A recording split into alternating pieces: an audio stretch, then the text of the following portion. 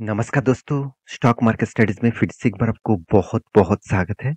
तो आज यहाँ पे मैं डिस्कशन करने वाला हूँ, एक नहीं 10-10 कंपनी के बारे में और वो भी बेस्ट से चुने हुए mid cap, small cap and mid cap type companies के बारे में। देखिए 2023 मतलब 2023 ईयर शुरू हो चुके हैं। तो 2023 में नए साल में नया पोर्टफोलियो बनाने का बहुत सारे रिक्वेस्ट आ रहा था कि सर अगर मुझे कोई पोर्टफोलियो बनाना है, अगर मैं थोड़ा-सा रिस्की गेम में काम करूँ, तो कौन-सा कंपनी रहेगा जो फ्यूचर के लिए अच्छा खासा रिटर्न जनरेट कर सकते हैं। देखिए मैं 10 कंपनी आपके सामने डिस्कस करूँगा, ऐसे नहीं कि बाकी कंपनी खराब है। मुझे जो 10 कंपनी अच्छा लगता है उसके बारे में मैं डिस्कस करूँगा।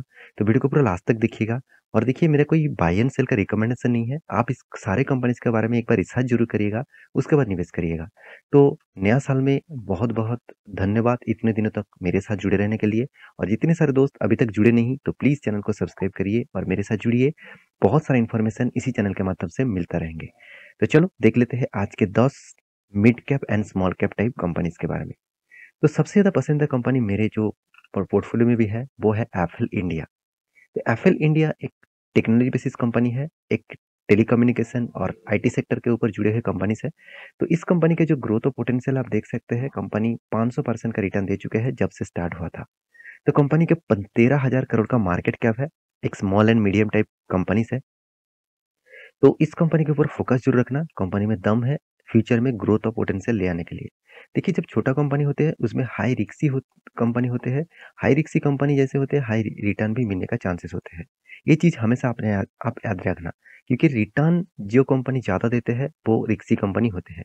देखिए आज आज आप देखेंगे तो विजय केडिया जी, तो विजय केडिया जी उन्होंने आज जितने बड़े पोर्टफोलियो खड़ा किया वो सारे के सारे small and medium type company के ऊपर। तो उनका कहना है कि अगर अच्छा रिटर्न पाना है तो थोड़ा-सा आपको, थोड़ा-सा नहीं बहुत ज़्यादा आपको रिस्क लेना पड़ेगा। और आप अगर सही में रिस्क ले रहे हैं तो आपको सही में डिसीज़न लेना होगा, सही कंपनी के रिसर्च करना होगा। उनमें से भी आप गलत जा सकते हैं, फिर भी आपका डिसीज़न तब तक सही होना चाहिए जब तक उस कंपनी के बारे में जानकारी आपको ज़्यादा से ज़्यादा ठीक-ठाक लगे। तो आपको भी उसी तरीके से कुछ डिसीज़न लेके इन्वेस्ट करना है, तो आप इस तरीके से इन्वेस्टमेंट करिए। अगर आप सेफेस्ट ज़ोन में आपको पैसे को रखना चाहते हैं, तो आप large cap blue chip type companies के ऊपर जाइए। तो सेकंड जो कंपनी है वो है टाटा एल्क्सी। ये भी एक आईटी सेक्टर की कंपनी है, टाटा ग्रुप की कंपनी है। बहुत बढ़िया कंपनी है। इस कंपनी ने जो रिटर्न दिया वो धमाका जैसा। कोविड के बाद जितने सारे लोगों ने कोविड के टाइम में इसके ऊपर निवेश करके रखे थे, करीबन-करीबन वहाँ से देखा जाए तो लोअर लेवल से मैं अपर लेवल तक देखूँ तो करीबन-करीबन आप देखेंगे तो इस कंपनी ने आपको 2000% का रिटर्न दिया। तो जब से स्टार्ट हुआ तब से लेकर कंपनी 16,000% का रिटर्न दे चुके हैं। यही खासियत होते है छोटे कंपनी का। 36,000 करोड़ का इसका मार्केट कैप है, तो इस कंपनी के ऊपर भी फोकस रखना। उसके बाद जो मतलब ट्रैक्टर बनाने वाला कंपनीज़ है, वो है एस्कॉर्ट। आप सभी जानते हैं एस्कॉर्ट ट्रैक्टर बनाने वाला एक कंपनी है। बहुत सारे मार्केट में आपको ट्रैक्टर दिखेगा, बहुत सारे जितने सारे कंस्ट्रक्शन इंडस्ट्रीज़ में जितने सारे व्हीकल्स यूज़ किया जाता है, वो भी एस्कॉर्ट भी बनाते हैं। तो एस्कॉर्ट कुबाटा जो actually Japan technologies based company है, जापान के साथ जुड़े हुए हैं। तो इसीलिए इस कंपनी को एक्सोट मतलब एस्कॉर्ट कोबाटा नाम दिया गया है, क्योंकि जापान के साथ कोलैबोरेट करके काम करते हैं। तो इस कंपनी के मार्केट कैप के हिसाब से कंपनी देखा जाए तो 26,000 करोड़ का मार्केट कैप है। तो इस कंपनी ने आपको 2600% का रिटर्न दिया। कितना शानदार आपको रिटर्न दिया आप देख सकते हैं। उसके बाद है Nippon life India asset management. जो देखा जाए तो एक रिलायंस ग्रुप का कंपनी है। तो एक एसेट मैनेजमेंट कंपनी है। शायद इस कंपनी ने आपको अभी तक कुछ भी रिटर्न नहीं दिया, मगर फ्यूचर में अच्छा खासा रिटर्न देने का पोटेंशियल रख सकते हैं, क्योंकि इस कंपनी का फंडामेंटल फाइनेंशियली बहुत स्ट्रांग है। इस कंपनी के आप मार्केट कैप देखेंगे तो 15,000 करोड़ के आसपास इसका मार्केट कैप है। तो मेरे हिसाब से इस कंपनी के ऊपर भी एसेट मैनेजमेंट के हिसाब से देखा जाए तो इस कंपनी के ऊपर आपको भी फोकस रखना चाहिए, क्योंकि जब कंपनी अच्छा परफॉर्मेंस कर रहा है, फंडामेंटली फाइनेंशियली ग्रोथ अच्छा है और उसका चार्ट पैटर्न बढ़ नहीं रहा है, तब आपको एक अपॉर्चुनिटी दे रहा है उसी टाइम में निवेश करने का। देखिए देखिए आपको मैं अभी टाटा एलेक्स से दिखा चुका हूँ। देखिए जितने सारे लोग यहाँ पे निवेश करके 2000 में निवेश करके रखे थे, तब कितना ₹17 के आसपास था। तो सोचिए कितने सालों तक उनको उनको पेशेंस के साथ बना रहना पड़ा और उसको रिवार्ड किस तरीके से मिला। तो आपको, मेरे कहने का मतलब है, आप किसी भी चीज़ के ऊपर टाइम दे रहा है तो सोचना एक ना एक दिन आप बेस्ट से बेस्ट पैसा वहाँ से निकल पाएँगे। देखिए, आप मान के चलिए आप कोई भी काम करते हैं, आपका बिज़नेस है, तो आपका 10 साल, 15 साल, 20 साल का एक्सपीरियंस है। उस एक्सपीरियंस से आप बहुत सारी चीज़ सीख चुके हैं, जो गलती आप कभी भी नहीं करेंगे बिज़नेस को ख़त्म करने के लिए, आपका जॉब खतरे में ले आने के लिए, क्योंकि आपके पास एक्सपीरियंस है। आपको कंपनी चाहेंगे कि आपके पास एक्सपीरियंस है, आप मेरे कंपनी में आ जाइए। तो same to same stock market में वही चीज़ होता है, जितने टाइम यहाँ पे देंगे उतना ही रिवॉर्ड आपको मिलेगा। तो एसेट मैनेजमेंट कंपनी के बाद जिस कंपनी के बारे में बात करूँगा वो है एनसीसी। इस कंपनी मुझे बहुत अच्छा लगता है क्योंकि कंपनी अलग-अलग सेक्टर के ऊपर काम करते हैं। इस कंपनी के सबसे जो मुझे खासियत लगता है, कंपनी हर सेक्टर को जुड़े हुए हैं, हर सेक्टर के ऊपर काम करते हैं। ये एक मेनली कंस्ट्रक्शन इंडस्ट्रीज के ऊपर बिलोंग करते हैं। उसके साथ देखिए आप बिल्डिंग कंस्ट्रक्शन, हाउसिंग कंस्ट्रक्शन, साथ ही साथ रोड कंस्ट्रक्शन, इलेक्ट्रिकल जो पुल होते हैं, इस तरीके से कंस्ट्रक्शन के ऊपर भी कंपनी काम करते हैं। साथ ही साथ वाटर एंड एनवायरनमेंट के ऊपर भी काम करते हैं।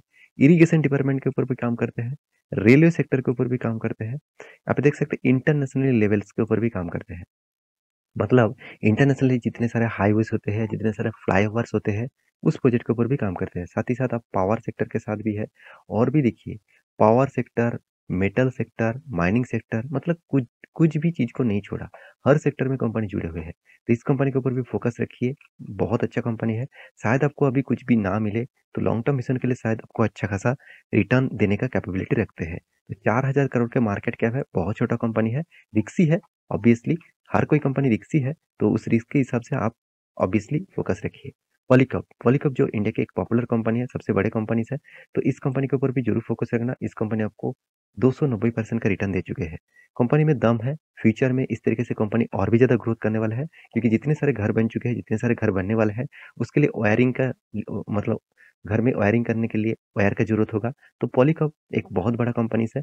इनमें इस कंपनी ने वायर मतलब वायरिंग जितने सारे तार्स होते हैं उसके भी बिजनेस करते हैं। साथ ही साथ फैंस, साथ ही साथ लाइट्स, इस तरीके से प्रोडक्ट को भी बिजनेस में लेके आए हैं। तो उसके बाद जो कंपनी है वो है जेएसडब्ल्यू एनर्जी।